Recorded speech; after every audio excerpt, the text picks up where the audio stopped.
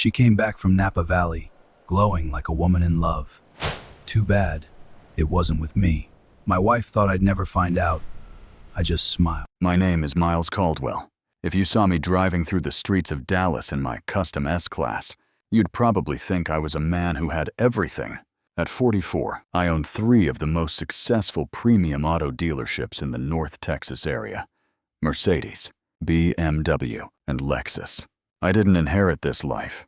I started 20 years ago with a single used car lot and a handshake that meant more than a 100-page contract. Today, I employ 67 people, and my annual take-home is comfortably in the 7-figure range. I'm not saying that to brag. I'm saying it because I want you to understand how much I had to lose and how hard I worked to build a life worth protecting. I married Bridget when she was 29, and I was 36. She was a force of nature back then, a vibrant event coordinator with fire in her eyes and dreams that were bigger than the state of Texas. We met at a charity auction where I was donating a vehicle.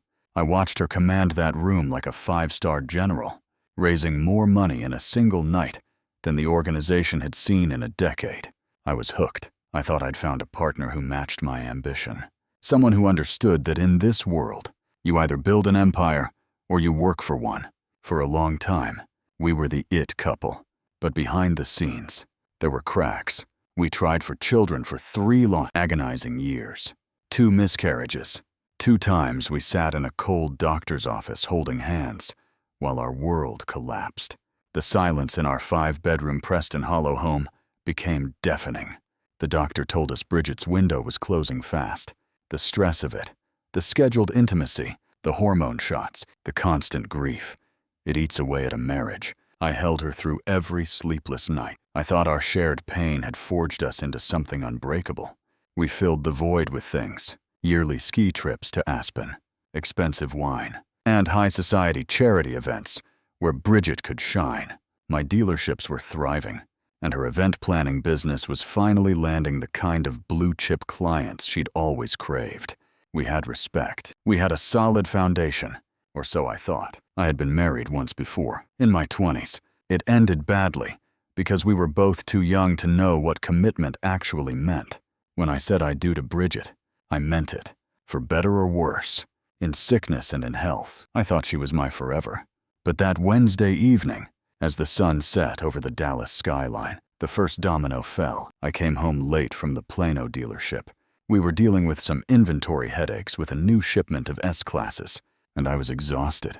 I found Bridget in our kitchen, bathed in the soft glow of the under-cabinet lighting. She was holding an ivory envelope with gold trim, looking more excited than I'd seen her in months. "Honey, remember Emma from SMU?" she asked, her voice light and melodic. I grabbed a beer from the fridge, the cold glass a relief against my palm. The one who married the oil executive in Houston. Hard to forget her. She's getting married again. This weekend, in Napa Valley, Bridget said, her eyes dancing. It's a 3-day affair. Rehearsal Friday, ceremony Saturday, brunch Sunday. Everything is top tier. I took a sip of my beer, watching her. Sounds expensive. "You want me to go?" Bridget laughed. That musical sound I'd fallen in love with. "Actually, Emma's new husband is loaded, so it's all covered. But I was thinking of taking Max. You have that big meeting with Mercedes corporate on Monday, and I know you hate these high society weddings anyway." Max Torres was Bridget's business partner and best friend. They'd been inseparable since college. I trusted Max, in my mind. Max was the sister Bridget never had. "You don't want me there?" I asked, testing the waters. "It's not that, sweetheart," she said, stepping toward me and wrapping her arms around my neck. "You've been working so hard. I thought you could use a quiet weekend. Play some golf, watch the game, relax." She looked so sincere, so loving. I kissed her forehead and told her to have a blast. I told her not to come back married to some California wine snob. She laughed and told me I was stuck with her. I didn't say a word about the slight hesitation I felt. I just smiled. She had no idea that this was the beginning of the end. Friday morning came with a heavy, humid Texas heat. I was up at 5, Trenta, as usual, checking the West Coast dealer logs. The house felt charged, like the air before a massive thunderstorm. Bridget emerged from the master suite, looking like she'd stepped off a private jet.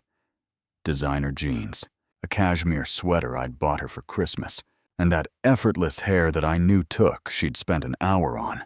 "You sure you don't need the big suitcase?" I asked, leaning against the doorframe with my coffee.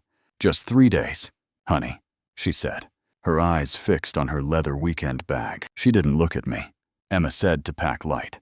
They're giving out these massive welcome bags with local products anyway." I watched her zip the bag. There was a precision to her movements that felt performative, like she was playing the role of a wife heading to a wedding. The drive to DFW Airport was unusually quiet. Normally, Bridget would be buzzing, telling me about the dress she was wearing, or complaining about Emma's choice of bridesmaids. Today, she was buried in her phone, her thumb scrolling with a frantic energy. "You're quiet this morning," I noted, weaving through the Friday morning traffic. "Just thinking about Emma," she said quickly. "Can't believe she's on husband number 3. Third Tim's the charm." "Right." I pulled up to the American Airlines terminal. The morning sun caught the highlights in her hair as she leaned over to kiss my cheek. Her perfume, something floral and musky that I didn't recognize, lingered in the car long after she stepped out. "Call me when you land," I said.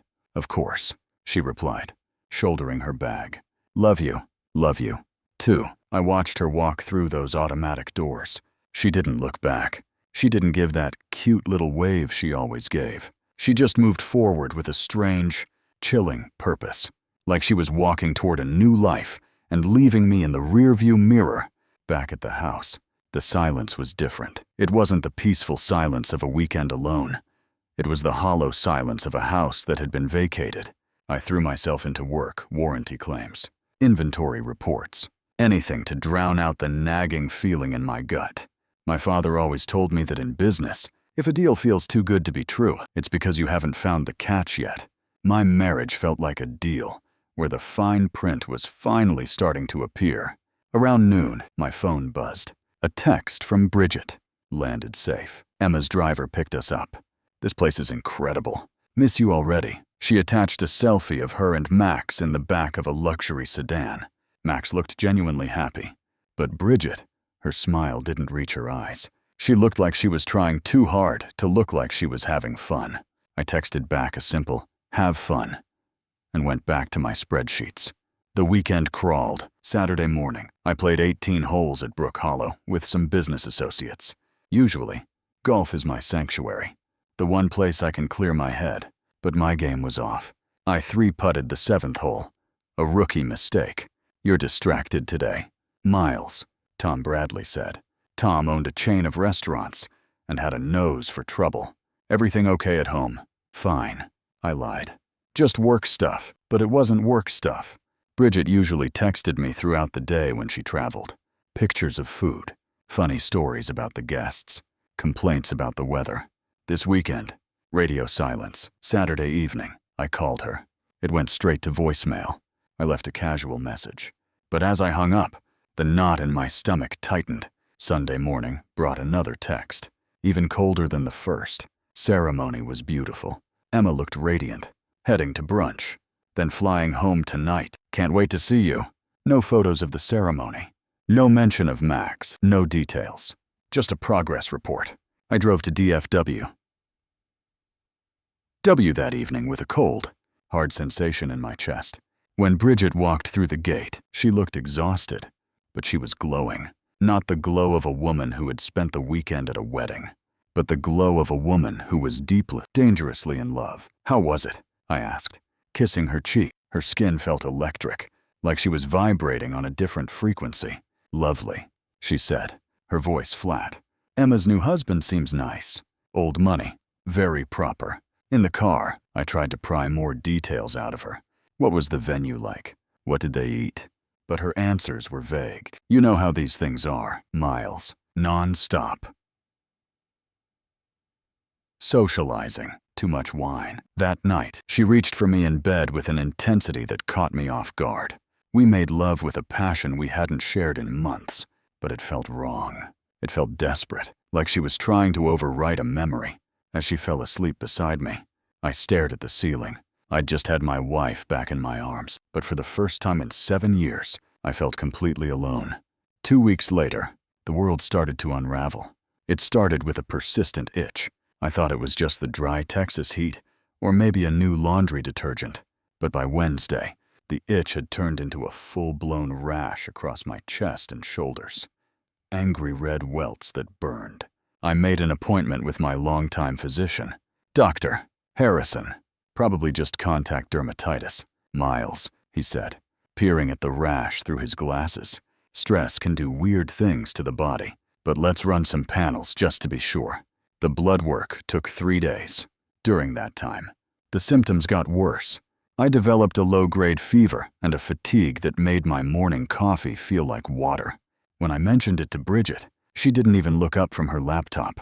"You're just working too hard, honey," she said, her voice dismissive. "Your body is telling you to slow down, maybe take a Friday off." She was so calm, so unbothered. It was the calm of someone who already knew the answer. Friday afternoon. The call came. "Mr. Caldwell. Doctor Harrison would like to see you at 3:00. Can you make it?" The tone in the nurse's voice told me everything I didn't want to know. When I sat across from Dr. Harrison, he wasn't looking at me. He was looking at my file. "Miles," he said, cleaning his glasses. "Your results came back. You've tested positive for chlamydia." The air left the room. I felt like I'd been hit by a freight train. "That's impossible," I whispered. "The tests are very reliable." "Miles, have you had any sexual contact outside your marriage?" "No," I said, my voice cracking. "Never. Only my wife." Harrison nodded slowly, a look of genuine pity in his eyes. "Then you need to have a very difficult conversation with Bridget. She needs to be tested and treated immediately." I drove home in a trance. The Dallas skyline blurred into a haze of steel and glass. My mind was a hurricane of what-ifs. Could the test be wrong? Could I have caught it from a gym towel? But deep down, I knew. The Napa trip. The sudden intensity in bed. The cold texts. I didn't go inside and scream. I didn't break anything. I sat in my car in the driveway for 20 minutes, breathing slowly. I'm a man who deals in facts and data. I needed more than a diagnosis. I needed the how and the who. I went into my home office and started a folder. I didn't say a word to Bridget that night. I told her I had a headache and went to bed early. I watched her through the crack in the door as she sat on the sofa, smiling at her phone. She looked so happy. She had no idea what was coming. Saturday morning, Bridget went to her 9:00 a.m. yoga class. The second her SUV cleared the driveway, I moved. I went through her things with a cold, surgical precision. Her purse was clean. Her nightstand was empty. But then I went to the back of our walk-in closet, where she kept her travel gear. In the side pocket of the leather bag she had taken to Napa, I found it. Tucked behind a travel-sized bottle of hairspray was a small, crumpled pharmacy receipt. The medication was azithromycin, a potent antibiotic. The patient name was Bridget Caldwell, and the date. The date was 3 days before her trip to California. My hands shook so hard I almost dropped the slip of paper. She knew she had been infected before she left. She got the medicine, and then she came home and gave it to me. She had used me as a biological shield to hide her tracks. I went into the kitchen and sat at the granite island. I laid the pharmacy receipt and my test results side by side. Then I waited. When Bridget walked in, glowing from her workout, she saw me sitting there. She saw the papers. She froze. "What's this?" I asked, my voice terrifyingly calm. She didn't even try to look confused. Her face just went pale, then hard. "That's not mine. Max asked me to pick that up for her." She was embarrassed. I slid my test results toward her. I tested positive for chlamydia. "Bridget, the only person I've been with is you. This receipt is dated before your trip. You knew you had it. You treated yourself. And you let me rot." She stared at the papers for what felt like an eternity. When she finally looked up, the sweet wife mask was gone. In its place was someone I didn't recognize. "So, what are you saying?" she snapped, her voice rising. "That I'm some kind of slut. That I'm sleeping around. I'm saying I want the truth." Bridget let out a sharp, hollow laugh. "The truth. Fine. You want the truth. Miles. I made a mistake. It was a casual affair. One night with someone I'll never see again. Stop being so dramatic. It meant nothing. She actually smirked. She looked at my pain, my health, my broken trust, and she called it dramatic. I didn't yell. I just looked at her. A casual affair, and you brought it into our bed. You brought it into my body. I was scared. She suddenly screamed, tears finally appearing. I didn't know how to tell you.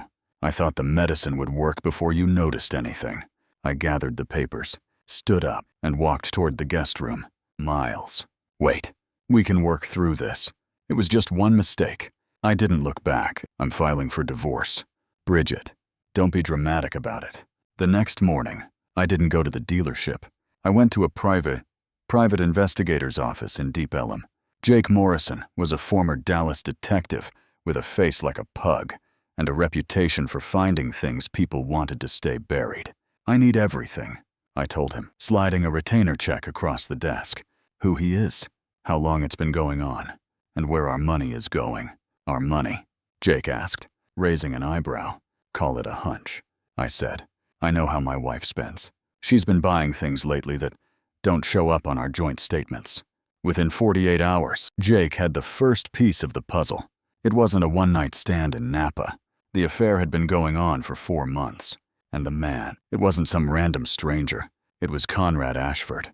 The name hit me like a physical blow to the gut. Conrad was the CEO of Ashford Events, the only real competitor Bridget had in the city. He was smooth, cultured, and drove a vintage Porsche. We'd met at dozens of charity functions. I'd shaken the man's hand. I'd even bought him a drink at the country club last summer. But Jake's investigation went deeper than just photos of them entering a downtown apartment building. He dug into Conrad's business. Ashford Events is a hollow shell. Miles. Jake told me over lunch at a steakhouse. He's got massive cash flow problems, unpaid vendors, lawsuits from former clients, and a gambling habit that would make a Vegas high roller blush. He's been circling the drain for a year. And Bridget? I asked, though I already knew the answer. Jake slid a manila folder toward me. Inside were bank records he'd obtained through his sources. Bridget had been making regular transfers from her business account into a shell company controlled by Conrad. She wasn't just sleeping with the man. She was funding his failing empire. She was taking the success we had built together and pouring it into the pockets of her lover. But the final straw came a day later. Jake called me, his voice sounding uncharacteristically grim. Miles? You need to hear this. I put a tracker and a listener in her car while she was at the spa today. I've got a recording you're not going to like. I sat in my office at the BMW dealership, the door locked, and pressed play on the audio file. I heard Bridget's voice, light and mocking. Miles has no idea. Conrad. He's so buried in his little car dealership empire that he wouldn't notice if I moved you into the guest house. He's such a bore. All he talks about is inventory and interest rates. Then came Conrad's voice, oily and confident. Just hold on a little longer. Babe, once the divorce goes through and you get your half of the dealerships, we'll sell everything. We'll move to California. A fresh start. My business just needs this last infusion to clear the debts. I know, Bridget whispered. I'm already talking to a lawyer about the asset split. I'm going to take him for every cent he's worth. He owes me for those years of trying for kids. He's a failure as a husband. Anyway, I listened to the recording 3 times. The woman I had held while she cried over miscarriages. The woman I had built a life with. She was planning to destroy me, to liquidate the legacy my father started, all to fund a man who was clearly using her. I didn't cry. I didn't rage. A cold, heavy stillness settled over me. My father used to say that when you're in a fight, you don't swing until you know where the chin is. I knew where the chin was, and I was going to hit it with everything I had. I needed one more thing to make the trap airtight. I needed Max, Bridget's business partner. Max Torres was the key. She had been the alibi for the Napa trip. If she was in on it, I was going to destroy her, too. But Jake's surveillance showed something interesting. Max and Bridget hadn't spoken in a week. In fact, Max had been seen leaving their office in tears. I called Max and asked her to meet me at a quiet coffee shop away from our usual haunts. When she sat down, she looked like she hadn't slept in a month. Miles, she whispered, her hands shaking as she held her cup. I'm so sorry. I should have told you. Why didn't you? Max. She told me it was just a midlife crisis. She said she needed to feel desired again after the fertility issues. I thought it was just a fling that would burn out. But then I found out about the money. She's been draining our business accounts. Miles. She's been stiffing our vendors to give cash to Conrad. Max leaned forward, her eyes filled with a mix of guilt and rage. Conrad is a predator. He's been using her to get to our client list. He's been stealing our biggest contracts right out from under us. When I confronted her, she told me that if I went to you, she'd frame me for the embezzlement. She's got everything routed through my login. I looked at Max. She was a victim in this. 2. I'm not going to let her hurt you, Max. But I need your help. I need the login records. I need the texts. And I need to know about next Friday. Max nodded. The Zard did the Black Antwoord Gala. It's the biggest charity event of the year. Conrad is hosting it at the Ritz-Carlton. He's calling it his Grand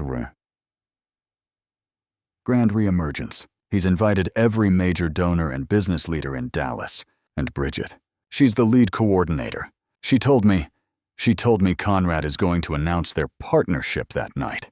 She thinks he's going to propose to her as soon as the divorce papers are served to you. I smiled. It wasn't a happy smile.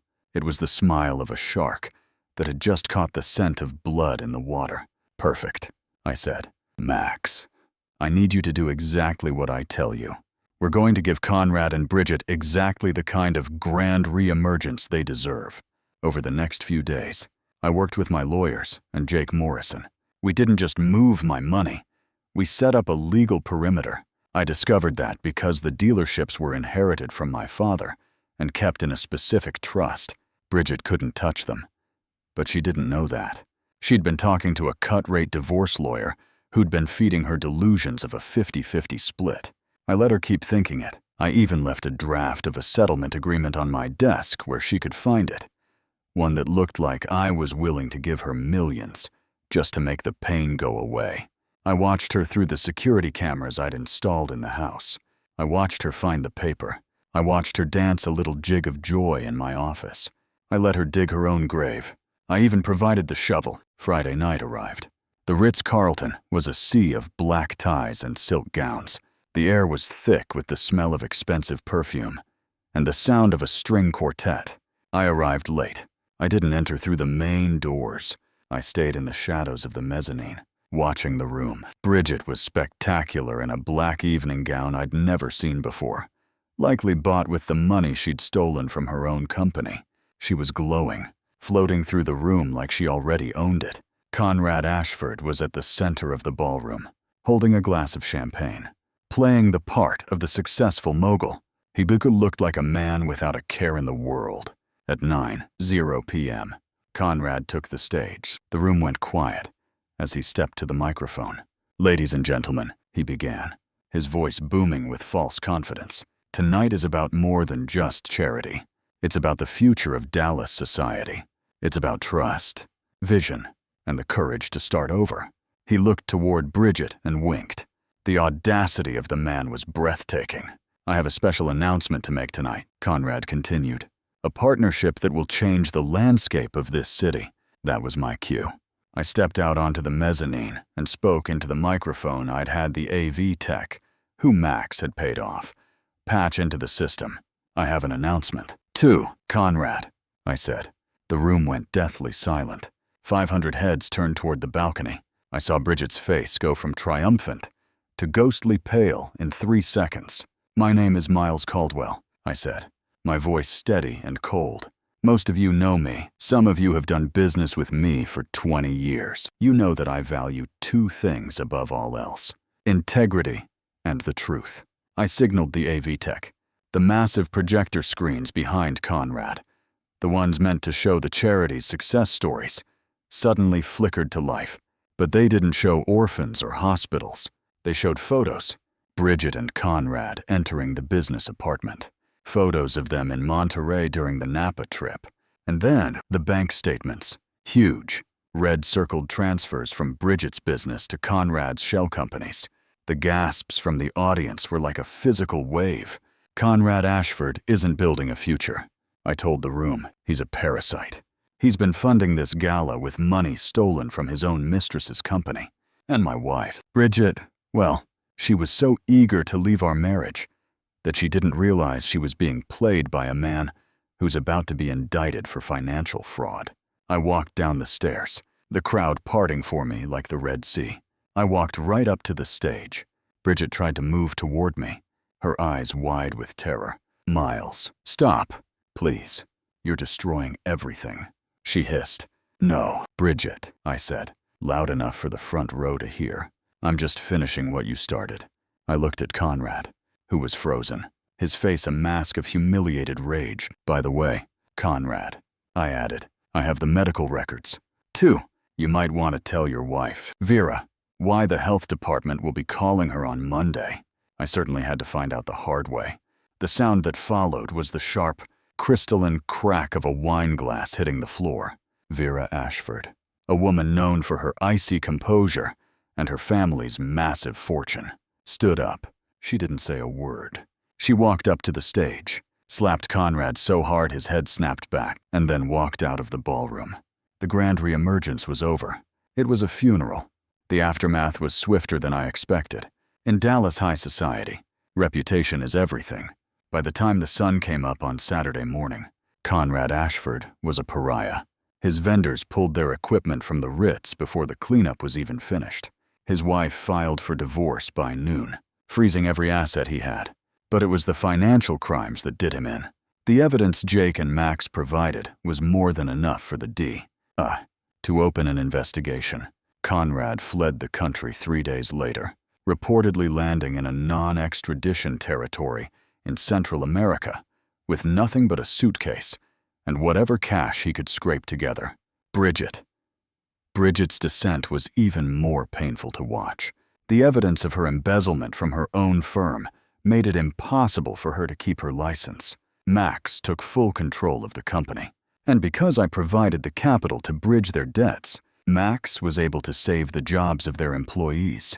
Bridget was forced to sign a confession in exchange for me not pressing criminal charges. In the divorce, she got exactly what she deserved: nothing. Because of the morality clause we'd tucked into our post-nuptial agreement years ago, one she'd signed without reading carefully during a time when things were good. Her infidelity and financial theft voided any claim to my dealerships or the house. She left Preston Hollow in a taxi, carrying the same leather weekend bag she'd taken to Napa. I stayed in the house. I didn't sell it. I reclaimed it. I had the entire master suite remodeled. I burned the bed. I threw out every piece of furniture she'd ever touched. I wanted the scent of her betrayal scrubbed from the very walls. I didn't say a word to her on the day she left. I just stood on the porch, a glass of 18-year-old scotch in my hand, and watched her go. She looked back once, her face haggard, the glow long gone.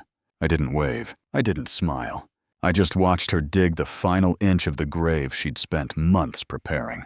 6 months later, I'm sitting in my new office at the Lexus dealership. It's bigger, brighter, and the walls are filled with the awards my team has won this quarter. Our numbers are up 40%. Turns out, when you're not carrying the weight of a dying marriage, you have a lot more energy to build an empire. I look better than I have in a decade. I've lost 20 pounds of stress weight. My skin is clear. And I've traded the conservative suits for a sharper, more confident look. I'm dating again, but it's different now. I'm not looking for someone to fill a void. I'm looking for someone who brings their own light to the table. I recently met a woman, an architect, who is as sharp as she is beautiful. We're taking it slow. Trust is earned now, not given as a default. I heard from Max last week. She's thriving. The business is back in the black, and she's landing contracts Conrad could only dream of. She told me she heard from a mutual friend that Bridget is living in a small apartment in Phoenix, working as a junior assistant for a catering company. She's broke. She's alone, and her name is still a punchline in Dallas. Yesterday, I received a final notification from my attorney. The last of the funds Bridget had invested in Conrad's company were recovered from a liquidated account. It wasn't much, about $120,000, but I didn't keep it. I donated it to the same charity Conrad had tried to use as a shield for his gala. Justice isn't just about winning.